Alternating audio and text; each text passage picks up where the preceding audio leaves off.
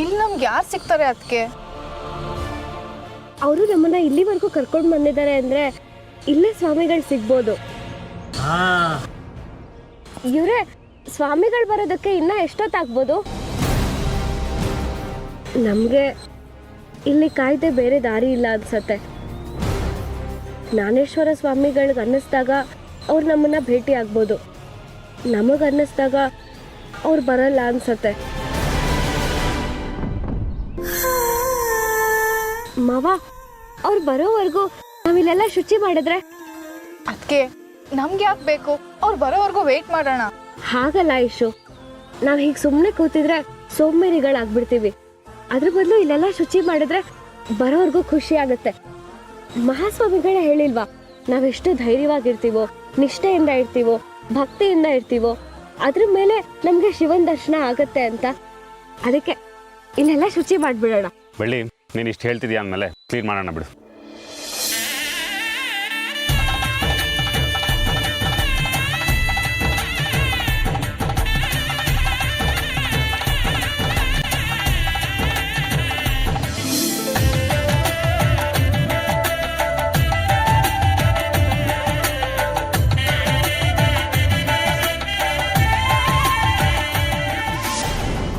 ಅಷ್ಟೊತ್ತಿಂದ ಕಾದಿದ್ದೀವಿ. ನಮ್ಮ ತಾಳ್ಮೆ ಪರೀಕ್ಷೆ ಆಗಿದೆ.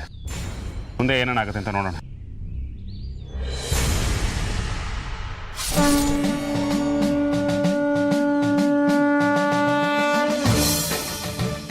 ಶ್ರೀ ಶ್ರೀ ಶ್ರೀ ಜ್ಞಾನೇಶ್ವರ ಸ್ವಾಮಿಗಳು ಬರ್ತಿದ್ದಾರೆ. ಇದನ್ನೇ ಮಾವ ಪರೀಕ್ಷೆ ಅನ್ನೋದು. ನಾವ್ ಯಾವ ಕಾರಣಕ್ಕೆ ಬಂದಿದ್ದೀವಿ ಅಂತ ತಿಳ್ಕೊಂಡೆ ನಮಗ್ ಸಹಾಯ ಮಾಡ್ತಾನೆ. ಇನ್ನೇನ್ ಸ್ವಾಮಿ ಬರ್ಬೋದು, ನಾವ್ ಅವ್ರ ದರ್ಶನ ಮಾಡ್ಕೊಂಡು ಹೋಗೋಣ.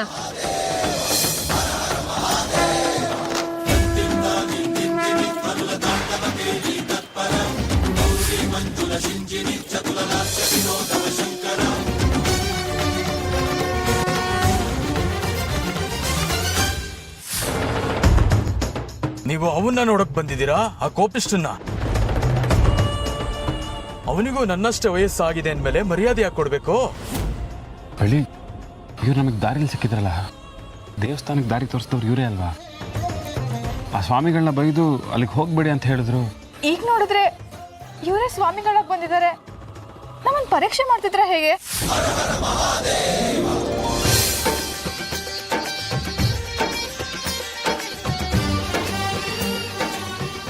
ನೀವೇ ಜ್ಞಾನೇಶ್ವರ ಸ್ವಾಮಿ ಅಂತ ನಮಗೆ ಯಾಕೆ ತಿಳಿಸ್ಕೊಡ್ಲಿಲ್ಲ ಸ್ವಾಮಿ? ನಮ್ಮ ನಡವಳಿಕೆ ಮೇಲೆ ನಿಮಗೆ ಅನುಮಾನ ಆಯ್ತಾ? ಸಂದೇಹ ಅಲ್ಲ, ನಿಮ್ಗೆ ಅದೆಲ್ಲ ಒಂದು ರೀತಿ ಸವಾಲಾಗಿತ್ತು. ಆತನಿಗೆ ಸಮಯ ಪ್ರಜ್ಞೆ ಇಲ್ಲ ಅಂತ ಹೇಳಿದ್ರು ನೀವು ನೋಡ್ಲೇಬೇಕು ಅಂತ ಹೇಳಿ ಹುಮ್ಮಸ್ಸಿಂದ ಬಂದ್ರಲ್ಲ, ತುಂಬಾ ಸಂತೋಷ ಆಯಿತು. ಹಾಗಾದ್ರೆ ನಮಗೆ ನೀವು ಸಹಾಯ ಮಾಡ್ತೀರಾ ಸ್ವಾಮಿ? ಎಲ್ಲಾ ವಿಷಯದಲ್ಲೂ ಸರಿ ಅನ್ಸಿದ ಮೇಲೆ ನಿಮ್ಗೆ ಖಂಡಿತವಾಗಿ ಸಹಾಯ ಮಾಡ್ತಿದ್ರೆ ಭಗವಂತ ಮೆಚ್ಚೋದಿಲ್ಲ. ಹೇಳಿ, ಇಷ್ಟು ದೂರ ಬಂದಿದ್ದಕ್ಕೆ ಕಾರಣ? ನಾವು ಏನೇ ಮಾಡಿದ್ರು, ಎಷ್ಟೇ ಪ್ರಯತ್ನ ಪಟ್ಟರು ನಮ್ಮ ಕಷ್ಟಗಳು ಪರಿಹಾರ ಆಗ್ತಿಲ್ಲ.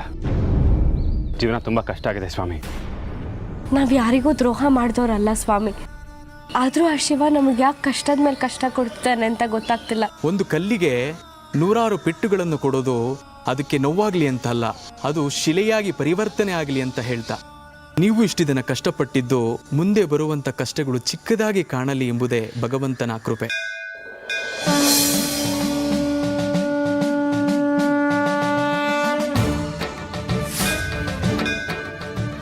ಎಲ್ಲದಕ್ಕೂ ಸಿದ್ಧವಾಗಿದ್ದೀವಿ. ನೀವೇನೇ ಪರೀಕ್ಷೆ ಕೊಟ್ಟರು ಅದನ್ನ ಎದುರಿಸ್ತೀವಿ. ಸರಿ, ಹಾಗಾದ್ರೆ ಅಲ್ಲಿ ಉತ್ತ ಕಾಣಿಸ್ತಾ ಇದೆ ನೋಡಿ.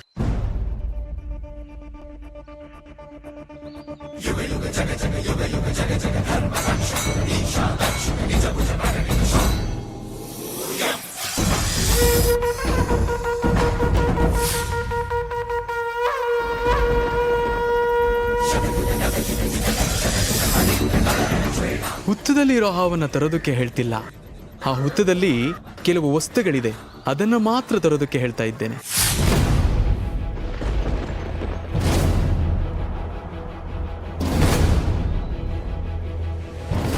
ಬೆಳ್ಳಿ, ಬಾ.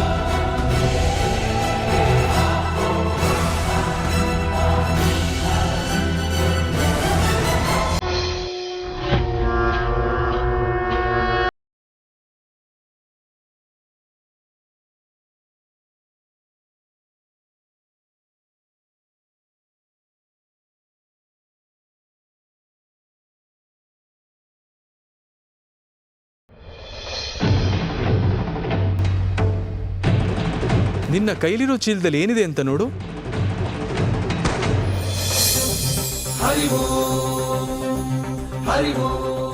ಇದು ನನ್ನ ಚಿತ್ರ ನೋಡ್ಬೇಕಲ್ಲ. ಬಳಿ ಇಲ್ಲಿ ನೋಡಿಲಿ.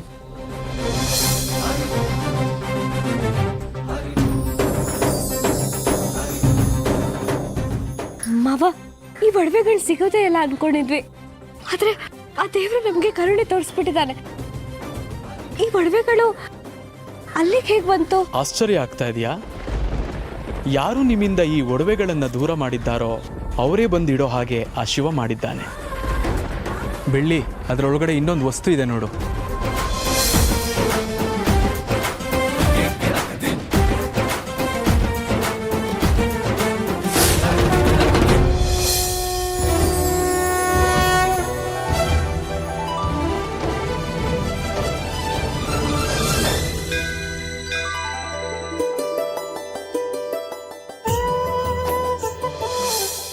ಈ ಶಿವಲಿಂಗ ನಿಮ್ಮನ್ನ ದೇವಸ್ಥಾನದ ಹೊಳಗೆ ಕರ್ಕೊಂಡೋಗುತ್ತೆ. ಹಾಗಾದ್ರೆ ನಾವು ದೇವಸ್ಥಾನಕ್ಕೆ ಹೋಗ್ಬೋದಾ? ಸಾಧ್ಯ ಇಲ್ಲ. ಒಳಗೋಗ್ಬೇಕು ಅಂದ್ರೆ ಕಠಿಣ ವ್ರತ ಮಾಡಬೇಕು.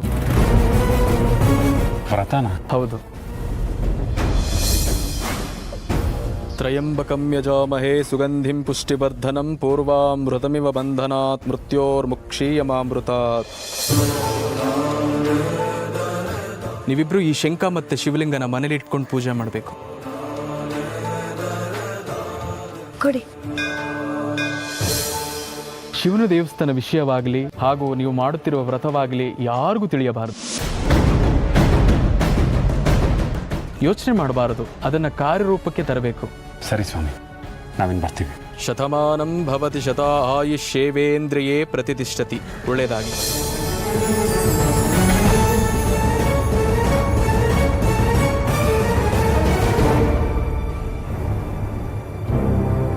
ಒಂದು ಐಡಿಯಾ ಬರ್ತಿದೆ. ನಾವು ವ್ರತ, ಪೂಜೆ, ಶಿವನ ದೇವಸ್ಥಾನದ ಬಗ್ಗೆ ಬಾಯ್ಬಿಟ್ಟು ಹೇಳ್ದೆ ಹಾಗೆ ಚಿಕ್ಕಮ್ಮಂಗೆ ಗೊತ್ತಾಗೋ ಹಾಗೆ ಮಾಡಿದ್ರೆ? ಅದಕ್ಕೂ ಒಂದು ಐಡಿಯಾ ಇದೆ.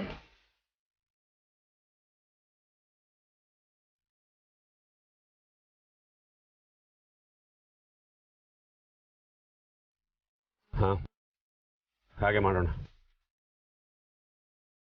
ಈಗ ನಾವು ಜ್ಞಾನೇಶ್ವರ ಸ್ವಾಮಿಗಳ ಬಗ್ಗೆ ಹೇಳೋ ಆಗಿಲ್ಲ ಅಂದಮೇಲೆ ಚಿತ್ರನ ಒಡವೆಗಳು ಸಿಕ್ಕಿದೆ ಅಂತಲೂ ಹೇಳೋ ಆಗಿಲ್ಲ. ಏನ್ ಮಾಡಿದೆ ಇವಾಗ? ಈಗ ನನ್ನ ಹತ್ರ ಒಂದು ಪರಿಹಾರ ಇದೆ.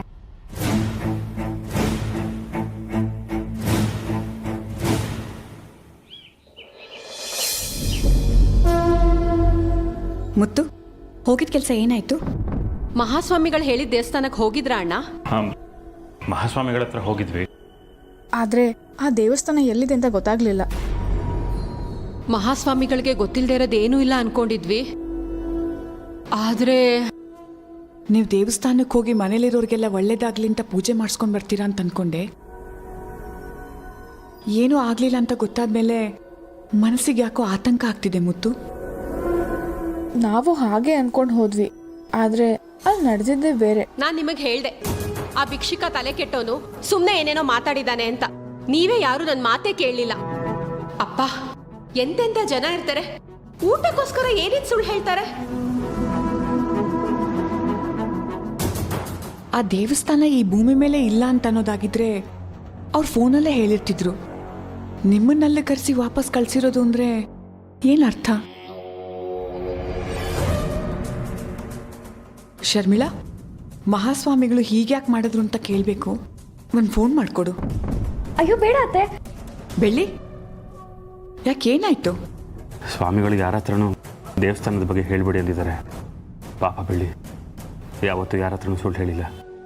ಏನು ಮಾಡ್ತಾಳವಳು? ನಿಜ ಹೇಳಿದ್ರೆ ಏನು ಮಾಡೋದು? ಯಾಕೆ ಬೆಳ್ಳಿ, ಮಾತಾಡು. ಅದು ಅತ್ತೆ, ಯಾಕೆ ತಡವರಿಸ್ತಿದ್ಯಾ? ಹೇಳು. ಅದು ಅತ್ತೆ, ಅಮ್ಮ, ಅದು ಮಹಾಸ್ವಾಮಿಗಳು ಧ್ಯಾನದಲ್ಲಿರ್ತಾರಲ್ವಾ, ಅದಕ್ಕೆ ಫೋನ್ ಮಾಡೋದು ಬೇಡ ಅಂತ ಹೇಳ್ತಾ ಇದ್ದಾರೆ ಅಲ್ವಾ? ಅದಕ್ಕೆ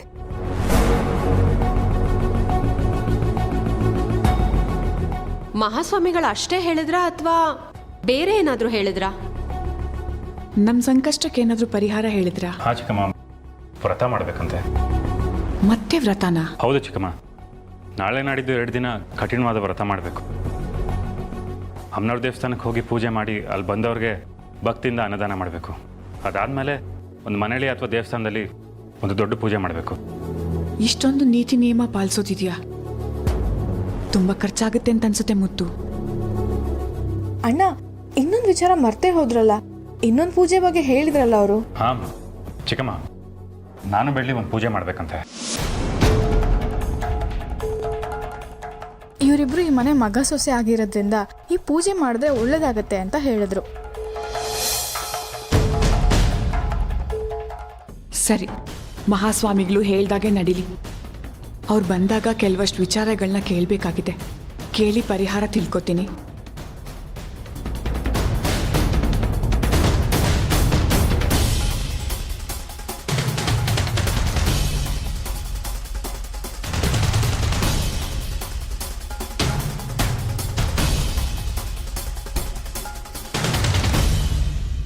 ಚಿತ್ರಕ್ಕ, ಇವತ್ತು ನನಗೊಂದು ರೀತಿ ಸಮಾಧಾನ ಆಯ್ತು. ಕಾರಣ ಏನು ಅಂತ ಕೇಳ್ತಿದ್ದೀರಾ? ಟಂಟಣ ಇಲ್ಲ ನೋಡಿ.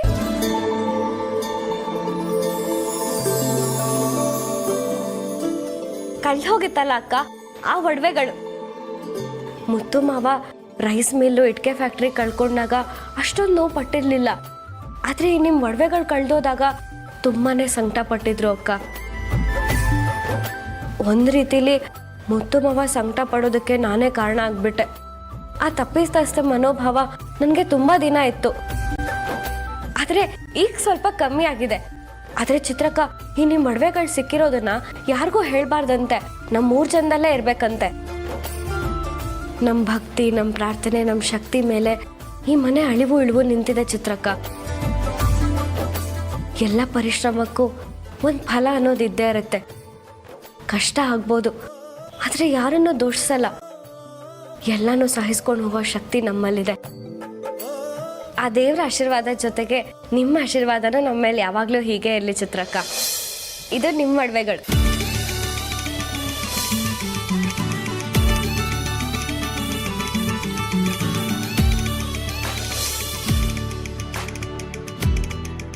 ದೇವತೆಗಳು, ನಾಗಲೋಕದವರು, ಜೊತೆಗೆ ಶಿವನ ಕೃಪೆಗೆ ಪಾತ್ರರಾಗಿರೋರೆಲ್ಲ ಆ ದೇವಸ್ಥಾನಕ್ಕೆ ಬಂದು ಪೂಜೆ ಮಾಡಿ ಹೋಗ್ತಾ ಇದ್ರಂತೆ. ಅಂಥದ್ರಲ್ಲಿ ನಾವಿಬ್ರು ಆ ದೇವಸ್ಥಾನಕ್ಕೆ ಹೋಗಿ ಪೂಜೆ ಮಾಡೋ ಅವಕಾಶ ಸಿಕ್ಕಿರೋದು ಒಂದ್ ರೀತಿನಲ್ಲಿ ಅದೃಷ್ಟನೇ ಮಾವ. ನಿಜ ಬೆಳ್ಳಿ. ಹೌದು, ನಮ್ಮಲ್ಲಿ ಯಾರಿಗೂ ಮನೇಲಿ ಅನುಮಾನ ಬಂದಿಲ್ಲ ಅನ್ಸುತ್ತಲ್ವಾ? ಒಬ್ರು ನಮ್ಮನ್ನ ಗಮನಿಸ್ತಿದ್ರು ಮಾವ. ಅದ್ಯಾರು ಗೊತ್ತಾ? ನಾನೇ. ಅದು ನಾನೇ. ನಿಮಗೆ ಅನುಮಾನ ಬಂದಿದೆಯೋ ಇಲ್ವೋ ನನಗೆ ಗೊತ್ತಿಲ್ಲ, ಆದರೆ ನನಗಂತೂ ಪಕ್ಕಾ ಅನುಮಾನ ಇದೆ. ನಿನಗಂತೂ ಎಲ್ಲಾದ್ರಲ್ಲೂ ಅನುಮಾನನೇ. ಶರ್ಮಿಳಾ ಆ ಥರ ಆಡ್ಬೋದು, ಆದರೆ ನಾನು ಹೇಳಿದ್ರೆ ಚಿಕ್ಕಮ್ಮ ಖಂಡಿತವಾಗ್ಲೂ ಒಪ್ಕೋತಾರೆ. ಮಗ ಸುಳ್ಳು ಹೇಳಲ್ಲ ಅನ್ನೋ ನಂಬಿಕೆ ಚಿಕ್ಕಮ್ಮಂಗಿದೆ. ಅದೇ ಆ ನಂಬಿಕೆನೇ ಈಗ ಪ್ರಾಬ್ಲಮ್ ಆಗಿರುತ್ತೆ. ಅಣ್ಣ ಏನೇ ಹೇಳಿದ್ರು ನಂಬೋ ಸ್ಥಿತಿಗೆ ನೀನು ಬಂದಿದ್ಯಾ. ಯಾವುದಕ್ಕೂ ಬಯೋದಿಲ್ಲ, ಯಾವ ಪ್ರಶ್ನೆನೂ ಮಾಡಲ್ಲ. ಆ ಧೈರ್ಯದಿಂದಾನೆ ಅಣ್ಣ ನಿನ್ನ ಹತ್ರ ಸುಳ್ಳು ಹೇಳ್ತಿರೋದು. ನಾವು ಇದುವರೆಗೂ ಯಾವ ವಿಷಯನೂ ಚಿಕ್ಕಮ್ಮನಿಂದ ಮುಚ್ಚಿಟ್ಟಿಲ್ಲ, ಆದರೆ ಈಗ ಪರಿಸ್ಥಿತಿ ಆಗಿದೆ. ಇದೆಲ್ಲ ಮುಗಿದ್ಮೇಲೆ ಮೊದಲು ಚಿಕ್ಕಮ್ಮನ ಹತ್ರ ಈ ವಿಷಯನ ಹೇಳ್ಬಿಡ್ತೀನಿ. ನಾಳೆ ಅತ್ತೆ ಪ್ರಶ್ನೆ ಮಾಡಿದ್ರೆ ನಿಜಾಂಶ ಹೇಳಲೇಬೇಕಾಗತ್ತೆ ಮಾವ. ಎಲ್ಲ ಮನೆಯವರೇ, ಅದಕ್ಕೆ ನಿಜಾಂಶ ಹೇಳಿದ್ವಿ ಅಂತ ದೇವ್ರ ಹತ್ರ ಕೇಳ್ಕೊಳ್ಳೋದು. ಒಂದು ವೇಳೆ ವಿಷಯ ಗೊತ್ತಾದ್ರೆ ಮನೆಯವರೆಲ್ಲರೂ ಕಷ್ಟಪಡಬೇಕಾಗತ್ತೆ ಅಂತ ಜ್ಞಾನೇಶ್ವರ ಸ್ವಾಮಿಗಳು ಹೇಳಿದ್ರಲ್ವ ಬೆಳ್ಳಿ. ನಾವೀಗ ಯಾವ ಪ್ರಶ್ನೆಗೂ ಉತ್ತರ ಕೊಡೋ ಹಾಗಿಲ್ಲ. ಮಾತು ಕೊಟ್ಟಿದ್ದೀವಿ, ಮಾತು ಕೊಟ್ಟಂತೆ ನಡ್ಕೋಬೇಕು ಅಷ್ಟೇ. ಆದರೆ ಚಿಕ್ಕಮ್ಮನ ಹತ್ರ ಹೇಗೆ ಸುಳ್ಳು ಹೇಳಿ, ಅವ್ರ ಹತ್ರ ಹೇಗೆ ವಿಷಯ ಮುಚ್ಚಿಡ್ಲಿ ಅಂತಾನೆ ಗೊತ್ತಾಗ್ತಿಲ್ಲ. ಥರ ಹಿಂಸೆ ಆಗ್ತಿದೆ. ಇದೆಲ್ಲ ಒಂದ್ ರೀತಿ ಪರೀಕ್ಷೆಗಳು ಮಾವ. ವ್ರತದಲ್ಲಿ ನಾವು ನಿಯಮಗಳನ್ನ ಸರಿಯಾಗಿ ಪಾಲಿಸ್ತೀವಾ ಇಲ್ವಾ ಅನ್ನೋದನ್ನ ಆ ಶಿವ ನೋಡ್ತಾನೆ.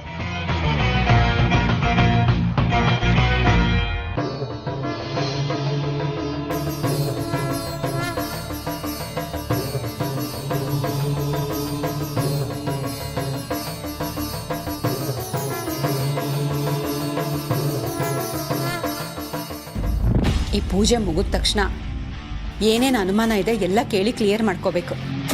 ಈ ಪೂಜೆ ಟೈಮಲ್ಲಿ ಏನೇ ಹೇಳಿದ್ರು ನಿಜ ಹೇಳೋ ಚಾನ್ಸ್ ಇರುತ್ತೆ. ಅದಕ್ಕೆ ಮತ್ತೆ ಮುತ್ತಣ್ಣಗೆ ಯಾವ ಪ್ರಶ್ನೆನೂ ಕೇಳದೆ ಇರೋ ಹಾಗೆ ನೋಡ್ಕೋಬೇಕು.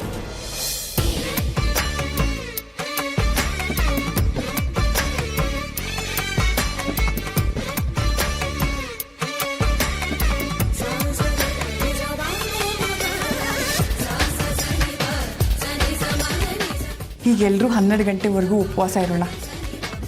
ಒಂದೇ ಸಲ ಪೂಜೆ ಮುಗಿದು ಮಂಗಳಾರತಿ ತಗೊಂಡು ಒಟ್ಟಿಗೆ ಊಟಕ್ಕೆ ಕೂತ್ಕೊಳ್ಳೋಣ. 12 ಗಂಟೆವರೆಗೂನಾ? ಅಮ್ಮ, ನಾವ್ ಈಗಲೇ ಸ್ವಲ್ಪ ಏನಾದ್ರು ತಿನ್ಬಿಡಣ್ವಾ? ಪೂಜೆ ಹೊತ್ತಲ್ಲಿ ಈಗ ಆಡ್ತಿರಲ್ಲ ಅಕ್ಕ, ಒಂದ್ ಸ್ವಲ್ಪ ಹೊತ್ತು ವೆಯ್ಟ್ ಮಾಡಿದ್ರೆ ಲೈಫ್ ಲಾಂಗ್ ಚೆನ್ನಾಗಿರ್ಬೋದು ತಾನೆ.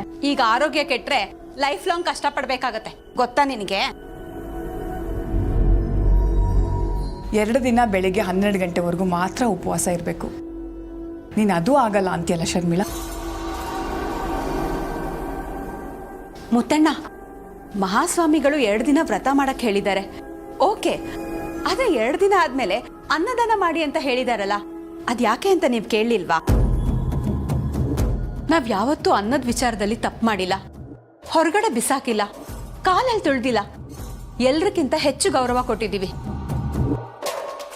ಆದ್ರೂ ನಮಗೆ ಅನ್ನದಾನ ಮಾಡಿ ಅಂತ ಯಾಕೆ ಹೇಳಿದ್ದಾರೆ ಅಂತ ನೀವು ತಿಳ್ಕೊಳ್ಳಿಲ್ವಾ? ಅದು ಅನ್ನದಾನ. ಪೂಜೆ ವಿಷಯ ಅಣ್ಣನ್ಗಿಂತ ಜಾಸ್ತಿ ಬೆಳ್ಳಿಗೆ ಗೊತ್ತಿರತ್ತೆ. ನೀನ್ ಹೇಳು ಬೆಳ್ಳಿ.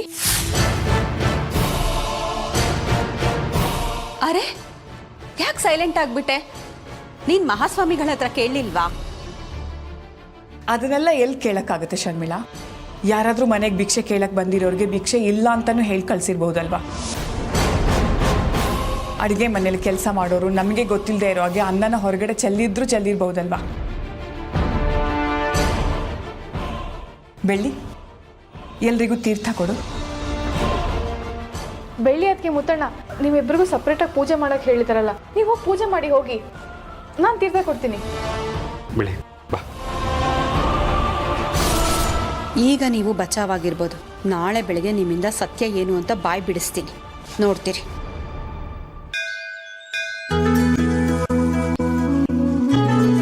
ಮಾವ, ತುಂಬಾ ಹಳೆ ದೇವಸ್ಥಾನ ಅನ್ಸುತ್ತೆ. ಮನ್ಸಿಗೆ ಎಷ್ಟು ಖುಷಿ ಆಗ್ತಿದೆ ಗೊತ್ತಾ? ಹೌದು ಬೆಳ್ಳಿ, ಏನೋ ಒಂಥರ ನೆಮ್ಮದಿಯಾಗಿದೆ.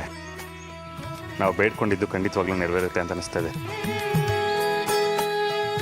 ಆದ್ರೆ ಇಲ್ಲಿ ಯಾರೂ ಕಾಣಿಸ್ತಿಲ್ವಲ್ಲ ಮಾವ?